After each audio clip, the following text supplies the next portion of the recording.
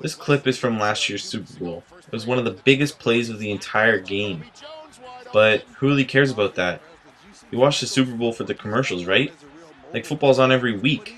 Those commercials only come out once a year. So why are we still watching this clip?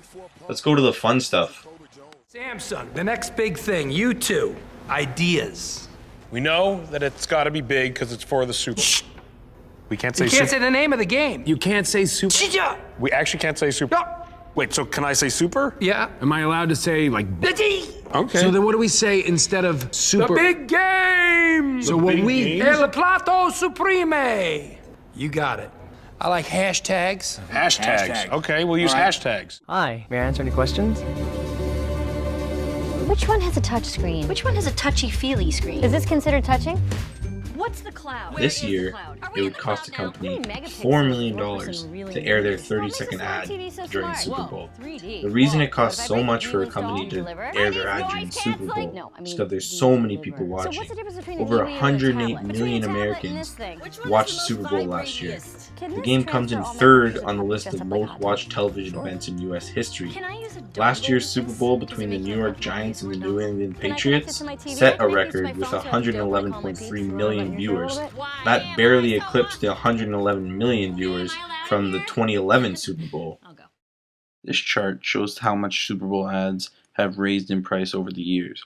I think when it came out in the 1970s that a 30-second ad was going to cost $500,000, companies were outraged, but now it has reached over $4 million for a 30-second ad. And it's still going to go up. I won't be surprised when they say it will cost $8 million for a 30-second ad during the Super Bowl.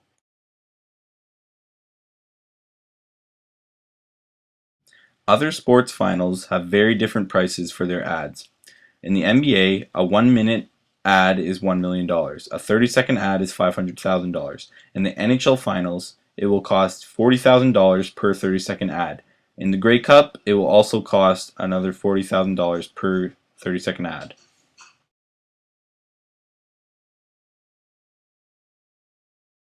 Social media in sports can be a great thing and a terrible thing at the same time.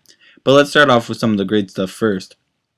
Social media can actually propel some players' careers. For example, Tim Tebow and Jeremy Lin. Tebow is known for his late-game heroics and not being able to play quarterback in the NFL. But even if you don't watch football, you know who Tebow is. Because of Tebowing.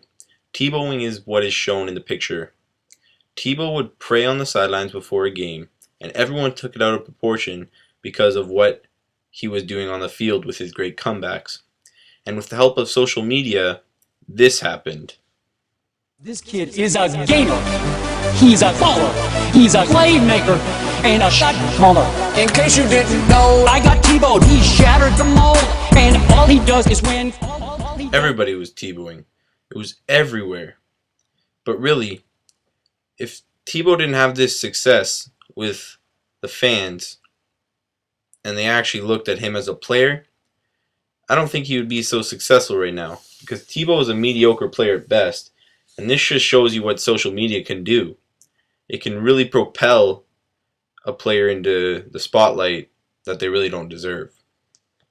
Tebow holds the record for most tweets per second with 9,420 after he scored this game-winning touchdown against the Steelers. And here we go. First snap of the overtime. The Broncos have been in 3 overtime games this year. They won them all. Got him. Got him at the 40. It's Thomas at the 50. Stiff arm got him free to the 30, to the 20. Thomas to the 10. Difference going on to New England. They win it on the first play of overtime.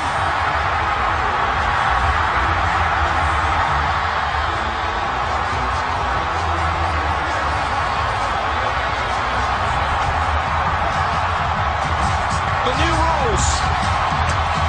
You got to score 6 on the first possession to close it out. They do it on the very first play. As for Jeremy Lin, he was living on a couch, was about to be cut, and his NBA career was almost over.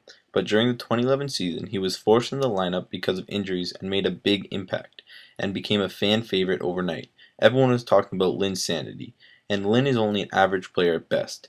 And he signed a huge contract with the Houston Rockets last season, and he is hit and miss player.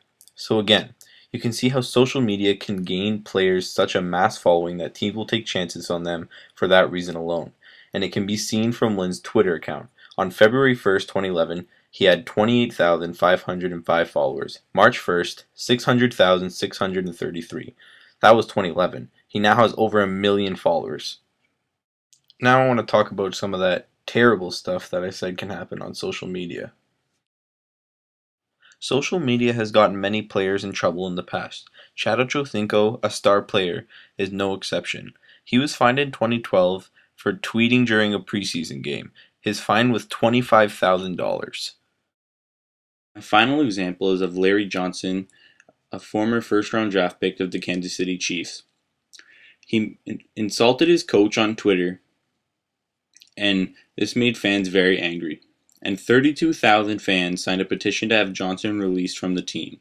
And ultimately, he was released. So this goes to show you that you should watch what you say on social media websites. It doesn't matter if you're a professional football player or an average Joe. It always can come back to haunt you and can ruin your life in many different ways.